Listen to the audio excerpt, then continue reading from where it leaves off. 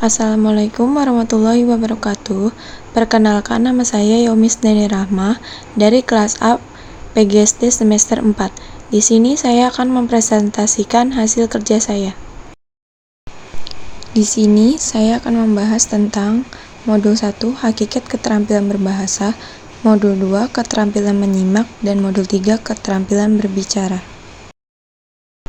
Modul 1 hakikat keterampilan berbahasa.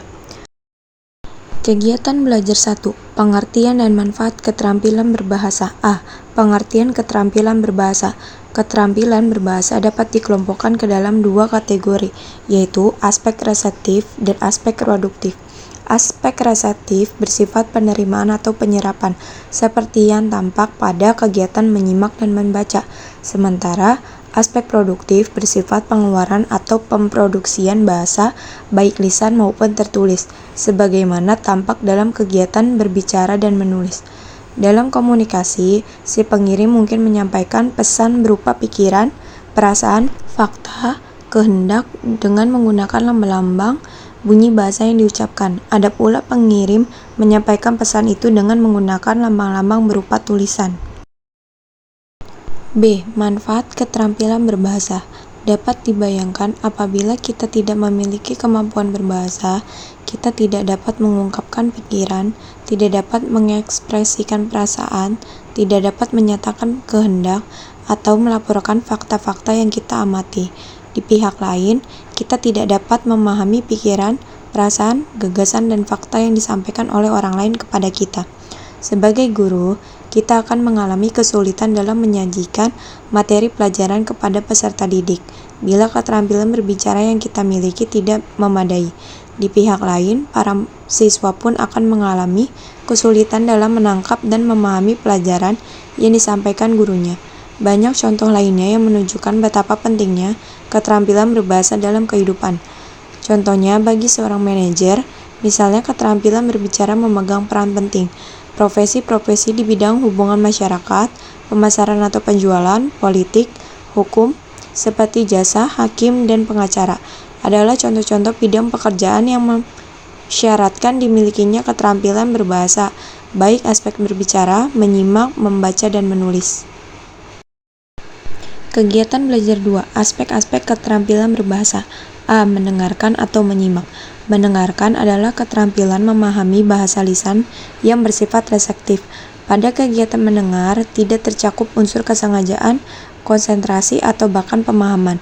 Sementara pada kegiatan ini, mendengarkan terdapat unsur-unsur kesengajaan, dilakukan dengan penuh perhatian dan konsentrasi untuk memperoleh pemahaman yang memadai. Ada dua jenis situasi dalam mendengarkan, yaitu situasi mendengarkan secara interaktif dan situasi mendengarkan secara non-interaktif. Mendengarkan secara interaktif terjadi dalam percakapan tatap muka dan percakapan di telepon atau sejenis dengan itu. Dalam mendengarkan jenis ini, kita secara bergantian melakukan aktivitas mendengarkan dan berbicara.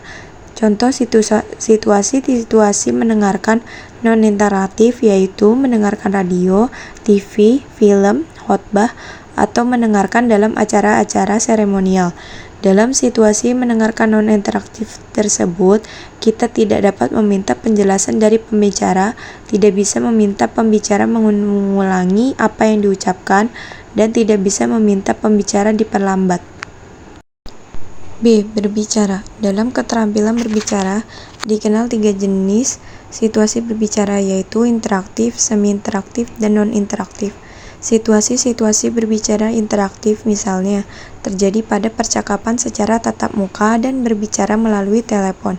Kemudian ada pula situasi berbicara yang tergolong semi-interaktif, misalnya dalam berpidato di depan umum, kampanye, khutbah, atau ceramah, dan lain-lain, baik yang dilakukan melalui tatap muka secara langsung namun berlangsung secara satu arah. Beberapa situasi berbicara dapat dilakukan betul-betul bersifat non-interaktif jika pembicaraan dilakukan secara satu arah dan tidak melalui tatap muka langsung, misalnya pidato melalui radio atau televisi. Berikut ini beberapa keterampilan mikro yang harus dimiliki oleh si pembicara dalam melakukan aktivitas berbicara, antara lain 1. Mengucapkan bunyi-bunyi yang berbeda secara jelas sehingga pendengar dapat membedakannya. 2. Menggunakan tekanan, nada, serta informasi secara jelas dan tepat sehingga pendengar dapat memahami apa yang diucapkan pembicara. 3. Menggunakan bentuk-bentuk kata, urutan kata, serta pemilihan kata yang tepat. C. Membaca. Keterampilan membaca tergolong keterampilan yang bersifat aktif-reseptif. Aktivitas membaca dapat dikembangkan secara tersendiri, terpisah dari keterampilan mendengar dan berbicara. Namun, pada masyarakat yang memiliki tradisi literasi telah berkembang, seringkali keterampilan membaca dikembangkan secara terintegrasi dengan keterampilan menyimak dan berbicara. Keterampilan membaca terbagi ke dalam 2 klasifikasi, yakni membaca permulaan dan membaca lanjutan. Kemampuan membaca permulaan ditandai oleh kemampuan melek huruf, yakni kemampuan mengenali lambang-lambang tulis dan dapat menyembunyikan dengan benar. Sementara pada pembaca lanjut, kemampuan membaca ditandai oleh kemampuan melek wacana. Artinya pembaca bukan hanya sekadar mengenali lambang tulis, bisa menyembunyikannya dengan lancar, melainkan juga dapat memetik isi atau makna bacaan yang dibaca. D. Menulis. Keterampilan menulis merupakan keterampilan yang bersifat aktif produktif. Keterampilan ini dipandang menduduki hierarki yang paling rumit dan kompleks di antara jenis-jenis keterampilan lainnya. Sama seperti halnya dengan keterampilan membaca, keterampilan menulis pun dapat diklasifikasikan ke dalam 2 kategori, yakni menulis permulaan dan menulis lanjutan. Menulis permulaan sesungguhnya identik dengan menulis gambar. Kegiatan menulis yang sesungguhnya merupakan aktivitas curah ide, curah gagasan yang dinyatakan secara tertulis melalui bahasa tulis. Kegiatan belajar 3. Keterkaitan antara aspek keterampilan berbahasa. A. Hubungan berbicara dengan menyimak. Menurut Brooks, dalam Tarigan tahun 1994, berbicara dan mendengarkan merupakan kegiatan komunikasi 2 arah yang bersifat langsung. Aktivitas komunikasi seperti yang dilukiskan, misalnya dalam kegiatan khotbah di masjid, pidato dalam suatu acara perayaan hari-hari besar, kampanye, atau berbicara dalam suatu siaran berita televisi.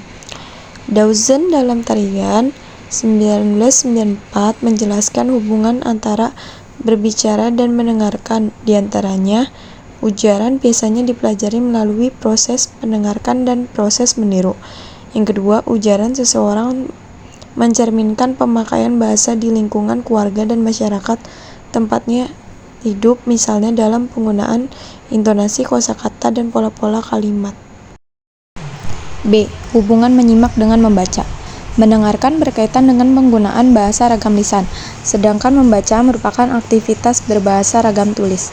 Pada mendengarkan, fokus perhatian atau stimulus berupa suara atau bunyi-bunyi, sedangkan pada pembaca adalah lambang tulisan. Kemudian, baik penyimak maupun pembaca melakukan aktivitas pengidentifikasian terhadap unsur-unsur bahasa yang berupa suara atau dalam mendengarkan, maupun berupa tulisan, yaitu dalam membaca, yang selanjutnya diikuti dengan proses decoding guna memperoleh pesan yang berupa konsep, ide, atau informasi sebagaimana yang dimaksudkan oleh si penyampainya. Sehubungan dengan proses pembelajaran bahasa, Tarigan mengatakan bahwa mendengarkan pun merupakan faktor penting dalam belajar membaca secara efektif. C. Hubungan membaca dan menulis. Menulis merupakan kegiatan berbahasa yang bersifat produktif, sedangkan membaca merupakan kegiatan berbahasa yang bersifat reseptif. Seseorang menulis guna menyampaikan gagasan, perasaan, atau informasi dalam bentuk tulisan.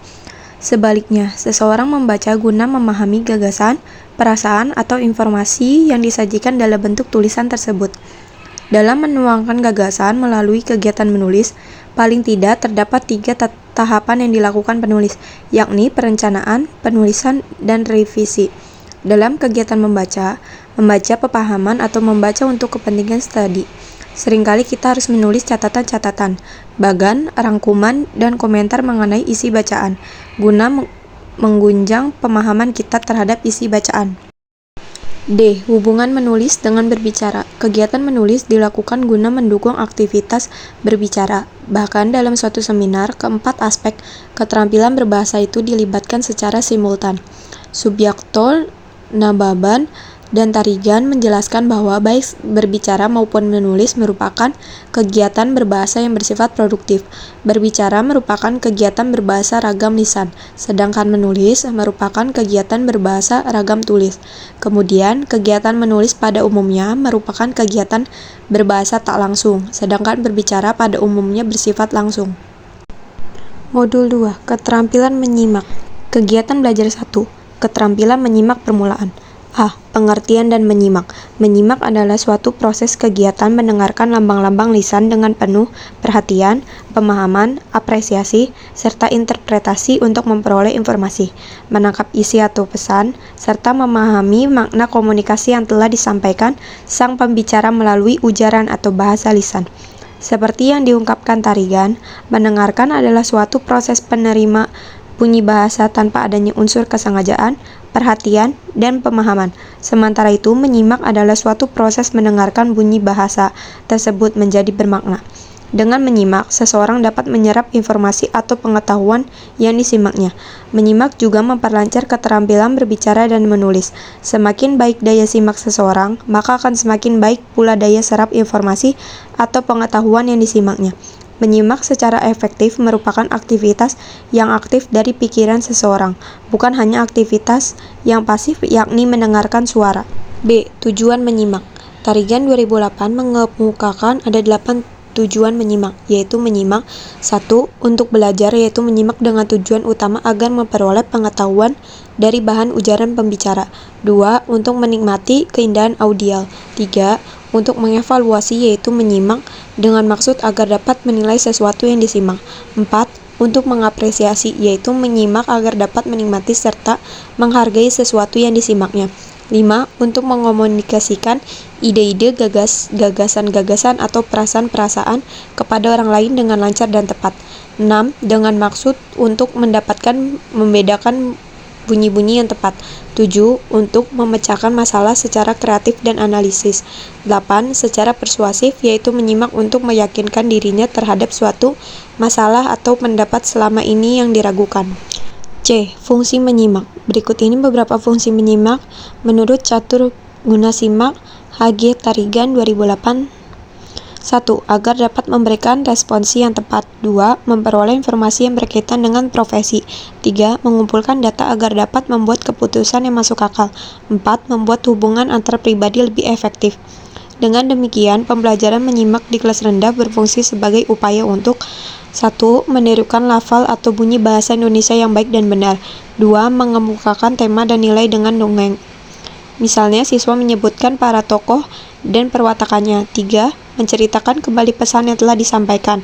4. Menyusun petunjuk atau nasihat berdasarkan dongeng yang telah disimak.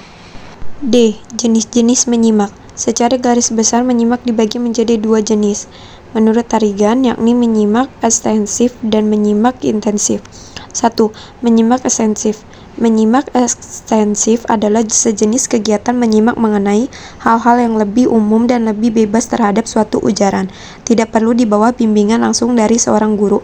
Pada umumnya, menyimak ekstensif dapat dipergunakan bagi 2 tujuan yang berbeda.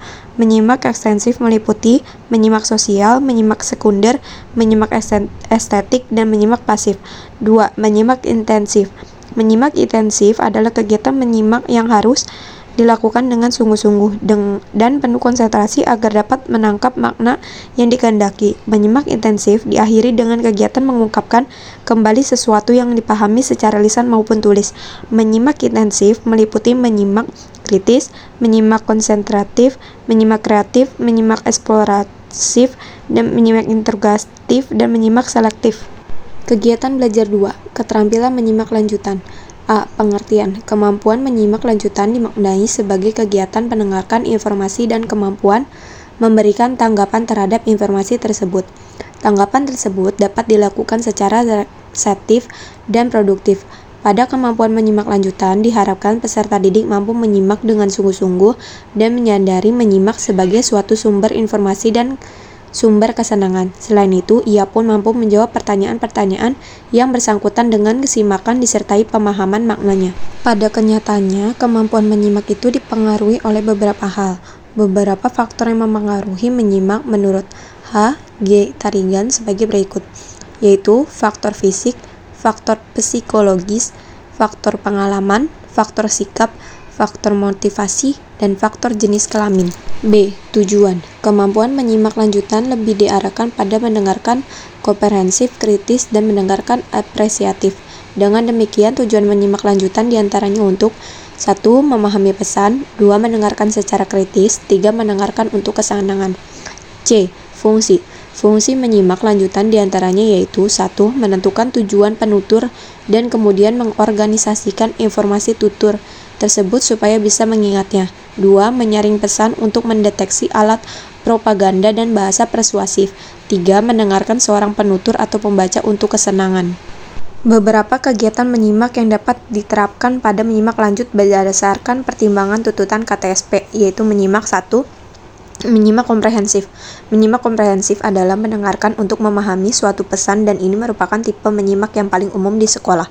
Menyimak komprehensif dapat dilakukan peserta didik dengan mendengarkan rekaman berita atau video.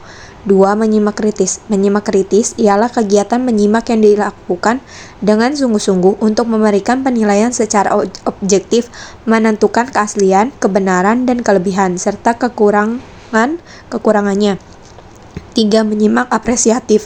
Menyimak apresiatif ialah kegiatan menyimak yang bertujuan untuk mengenal, menilai, dan menghargai suatu karya seni bahasa. Dalam hal ini misalnya mendengarkan dan mengapresiasi cerita anak. Modul 3. Keterampilan berbicara. Kegiatan belajar 1. Keterampilan berbicara permulaan. A. Pengertian. Para pakar mendefinisikan kemampuan berbicara secara berbeda-beda. Tarigan mengemukakan bahwa keterampilan berbicara adalah kemampuan mengucapkan bunyi-bunyi artikulasi atau kata-kata untuk mengekspresikan, mengatakan, serta menyampaikan pikiran, gagasan, dan perasaan.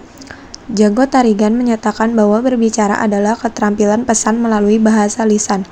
Arcad dan Mukti mengemukakan pula bahwa kemampuan berbicara adalah kemampuan mengucapkan kalimat-kalimat untuk mengekspresikan, menyatakan, menyampaikan pikiran, gagasan, dan perasaan. Beberapa pendapat di atas dapat disimpulkan bahwa berbicara itu lebih banyak daripada sekadar mengucapkan bunyi-bunyi atau kata-kata saja, melainkan suatu alat untuk mengkomunikasikan gagasan-gagasan yang disusun serta dikembangkan sesuai dengan kebutuhan-kebutuhan pendengar atau penyimak. B. Tujuan. Tujuan utama dari berbicara adalah untuk berkomunikasi. Agar dapat menyampaikan pikiran secara efektif, maka seyogianya lah pembicara memahami makna segala sesuatu yang ingin disampaikan. Pembicara harus mengevaluasi efek komunikasinya terhadap pendengarnya. Tujuan utama berbicara menurut Jago Tarigan terhadap 4 golongan berikut: 1. Menghibur, 2. Menginformasikan, 3. Menstimulasi, 4. Menggerakkan. C. Fungsi.